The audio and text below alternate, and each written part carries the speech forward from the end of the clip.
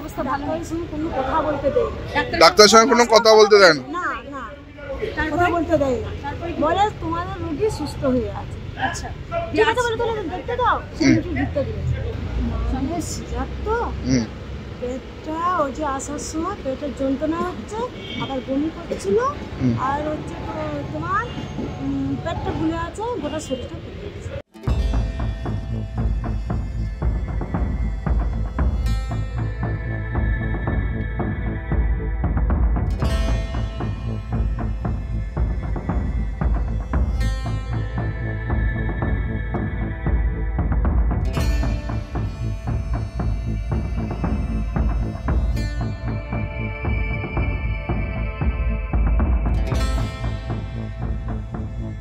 রাজ্যে এবার স্যালাইন আতঙ্ক।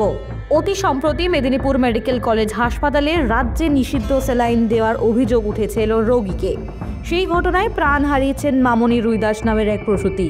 সেই ঘটনার প্রভাব এবার লক্ষ্য করা গেল মালদহের হরিশ্চন্দ্রপুরের সরকারি হাসপাতালেও।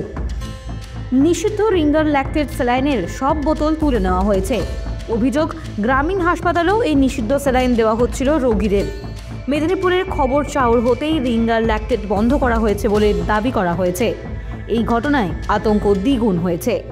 রোগীরা অনেকেই স্যালাইন নিতে অস্বীকার করেছেন বলে জানতে পাওয়া গিয়েছে। এই ঘটনার পর জেলার মেডিকেল অফিসার জানিয়েছেন, মেদিনীপুরের ঘটনা থেকে শিক্ষা নিয়েই গ্রামীণ হাসপাতাল থেকে সমস্ত স্যালাইন সরিয়ে ফেলা হয়েছে। এদিকে মেদিনীপুরের ঘটনার পর শুধু রাজ্যের জেলার গ্রামীণ হাসপাতাল নয়, কর্ণাটকের কোম্পানির এই নিষিদ্ধ স্যালাইন বার করার কাজ শুরু হয়েছে কলকাতার এসএসকেএম হাসপাতালেও।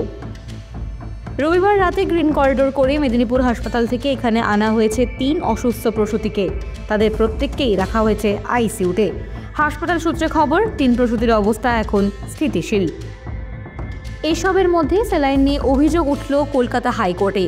সরকারি হাসপাতালে কেন নিষিদ্ধ স্যালাইন তা নিয়ে প্রশ্ন তুলে জমা পড়েছে 2টি জনস্বার্থ মামলা। 2 মামলাকারীকে মামলা দায়েরের অনুমতি দিয়েছে কলকাতা হাইকোর্টের প্রধান বিচারপতির বেঞ্চ। এই অবস্থায় স্যালাইন বিতর্কর গায়ে লেগে গেল রাজনীতির রং। ঘটনার প্রতিবাদে স্বাস্থ্য ভবনের সামনে বিক্ষোভ দেখিয়েছে কংগ্রেস। ঘটনার তীব্র বিরোধিতা করেছেন রাজ্যের বিরোধী দলনেতা শুভেন্দু অধিকারী। উঠেছে স্বাস্থ্যমন্ত্রী পদে মমতা বন্দ্যোপাধ্যায়ের পদত্যাগেরও দাবি। এই ঘটনায় তৃণমূলের পাল্টা হাতিয়ার বাম আমলের সিরিঞ্জ কেলেঙ্কারির অভিযোগ। ইতিমধ্যে এই ঘটনায়ও মেদিনীপুর মেডিকেল কলেজ হাসপাতালের সুপার এবং প্রসূতি বিশেষজ্ঞকে তলব করেছে রাজ্যের স্বাস্থ্য দপ্তর।